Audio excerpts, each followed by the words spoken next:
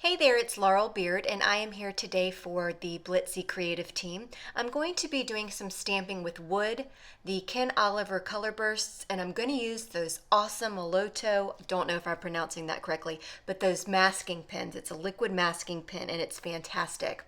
I made this card last week, and you see where it says Make It Beautiful? I used the masking pen for that. I also used the color burst in just one color sepia. I used this wooden token from Maya Road to create this card right here last week. And I got so many emails asking for a video on this, so I thought I would go ahead and pull one together for you today, creating a card similar to this using these products. So I'm going to start with a piece of watercolored paper here. I'm going to be using the Tim Holtz watercolored paper here on the smooth side. This is an index card, and I took a butterfly die that I had that I got off the shop there. It's by Elizabeth Craft Designs, and I went ahead and ran that through my die cutting machine just on an index card. I need it as a mask basically.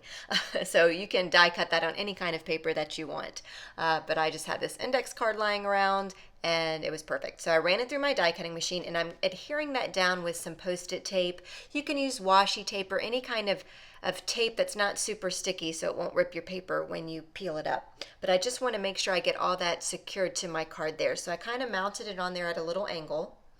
And then I'm going to take the masking pen. They come in two sizes, and I'll show you the sizes in just a second. And you can see I kind of primed it a little bit. I did a little pump off to the side on my craft sheet that I'm using there, just to get the liquid flowing, and then it comes out blue, so it's fantastic, so I can see what I'm doing. And I love that this mask is in a pen format. There are other liquid masks on the market, and I've been using them up until this product was made. But this is by far the easiest way for liquid masking, in my opinion. I absolutely adore it. It is very quick drying, and there's no smell. So here's the two different sizes. It's a 2 millimeter tip and a 4 millimeter tip. You can see the difference here. I have both. I think they're fantastic. And there's also refills available as well, I believe. So I've gone ahead and applied that right through that mask there, and I'm just going to peel up the mask I no longer needed. So I've got the actual die cut, and then I've got the negative space. I used both for this. And then when you peel it up, you can see all of, I'm trying to be careful when I'm peeling it up so I don't rip my die there. And then I'm going to set that aside to dry. This stuff does not take long to dry at all. It probably dried in a matter of minutes, to be honest with you. But I'm going to set that off to the side, and I'm going to show you how I stamped with that wood. Now that's a wooden token. Any kind of wooden shape or anything that you have will work for this. I just want to kind of show you up close how great that liquid mask is. It's just a fantastic product. I was super excited about it. So I'm going to take that wooden token. It has this beautiful image etched into it, a butterfly and kind of a little plant. And I'm just putting that into some white pigment ink that I have. Kind of smushing this down. I got this idea on how to stamp with wood because I wasn't sure from Ken Oliver himself, my man. So I've got that pigment ink down. It stays wet longer, so I'm taking my color burst in the color sepia, and I'm just spritzing it right onto that little token there with that pigment ink, and that pigment ink is going to hold that color burst in place. I'm going to take a water mister. I spritzed it a couple times just to activate the color burst, and then I'm just going to start stamping. It's really just that easy. So you want to ink up your piece with some kind of pigment ink, a light color. Probably Versamark would work as well, something sticky. Spritz your color burst, tap it out however you want to do it, and wet it with water just to activate that color burst, and then just start stamping. And I am in love with this color sepia, in love with it. Do you see the other color? There's browns, there's blues, there's all different hues of brown. I think this is gorgeous, all from one color. It is unbelievably cool. I love it. And it's October, so it's fall, so I'm keeping in with the fall theme here. Then I'm taking the rest of that sepia that's on my mat. I just added some water, and I'm just going to flick on some colors for some water flicks. I love the look of these little water flicks here. I do it on a lot of my cards. I hope it's not boring to y'all, but I just love flicking it on. I also wanted to show you, because in the other card I had some hemp tied around it. I'm not going to do it for this card, but I wanted to show you that you can even color your twine or your hemp or your cord, whatever you've got.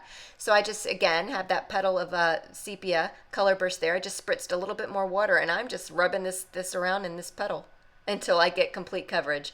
So I used up a lot of that sepia from my craft mat. I don't like to waste anything, so I just found ways to use it up. So now I need to add some color around that butterfly so you can see the defined mask. So I'm taking the die and I'm placing it over the mask there that I already put down just for placement purposes. I only need the negative space, and what I mean by negative space is what that index card is.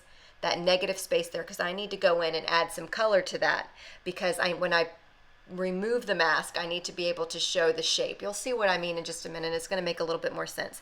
So to make sure I get my negative space in there perfectly, I went ahead and put the die cut piece in first. Then I placed the negative piece over the die cut just to make sure I get good placement. And then I'm going to peel that die cut up because I don't need it. I simply was using it for placement purposes. So I'm going to use that same tape I used before. And then I've gone ahead and peeled up that die cut that, I'm sorry I didn't show that in the video, but I went ahead and removed that. Now you can see why I have my negative space there, because I need to go in and add some color to that butterfly. And by putting in that die cut and then putting the negative space in over the top, it helped ensure that I was putting my negative space here in the right spot. So I've got two different color distressings. These are the minis. I'm using Rusty Hinge and Wild Honey. And I've got this little mini sponge dauber thing. Any kind of sponge that you have will work. And I'm just going in and adding two different hues of brown. And I love using distress inks because it's super easy to create some really good shading. So the Wild Honey is the lighter color, and then the Rusty Hinge is the darker color. So I'm just going back and forth until I get, the look and the blending that I want. And then I'm just going to peel up that negative piece there. And look, you can see the butterfly shape has taken form. I just think it's so cool. But I didn't want all this white on my card here. I started off with a white piece of cardstock. So I'm going to go in with some gathered twigs. I'm using a round blending tool by Ranger, and I'm going to go in and add some gathered twigs all around my card. Just filling in all the white except for where the wooden pieces that we stamped, there's a butterfly image in there. I wanted to keep that white. So I'm just carefully going around and adding some of that gathered twigs just to fill in a lot of that white space on my card. It will also intensify that butterfly mask when I remove the Molotow. I'm sure I'm saying that wrong. Sorry if I'm saying that wrong. So as a finishing touch, I'm just going to flick on a little bit of water here because distress inks react with water. So that just kind of adds a little bit more to the card here.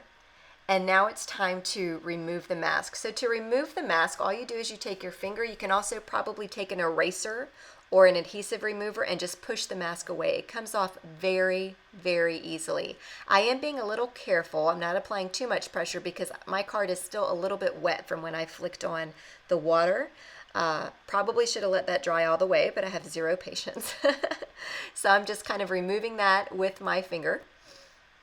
It's just so easy. And then you can see the image left behind once that mask is removed. So that mask protected everything underneath from the color burst, from the distress inks, from everything. It just keeps everything completely protected. Isn't that neat? I love it. And the pen is just outstanding. It's so easy to add your liquid mask now. I'm going to be liquid masking everything, I tell you what. So I've got a black marker here. This is a Copic multi-liner. Any marker that you have will work. I wanted to intensify the antennas of the butterfly. So I'm just going in and tracing over that with my black marker. This is a 0.3 millimeter tip, I think. And then we're just about done. We are. Now it's time to, you got to add it to a card base. So I'm just going to use a Nina Craft cardstock. You can see it's ripped right here. No worries, I'm going to cover that right up too. I didn't want to waste my paper here. So I'm just going to use that as the base of my card, and I'm going to adhere the panel that we just created right over the top. No one will ever know that that piece was ripped a little bit. Now sometimes when I put my panels over the top, I don't line it up perfectly. As you can see here, I didn't. So I just grab my scissors, or you could use your paper trimmer, and just trim off the excess. Nobody will ever know. And as a finishing touch here, I'm using my We Are Memory Keepers corner rounder here, and I'm just rounding all four corners. Kind of softens it up a little bit. And that's it. You've got this nice little wooden piece you can use for another project. I didn't think it would look right on this card, so I'll just use it for something else. But that's it. I love that masking pen. I love the Ken Oliver color burst. I think it's so cool. So thanks so much for joining me today. I appreciate it, and I will catch you next time for my next video. Have an amazing day.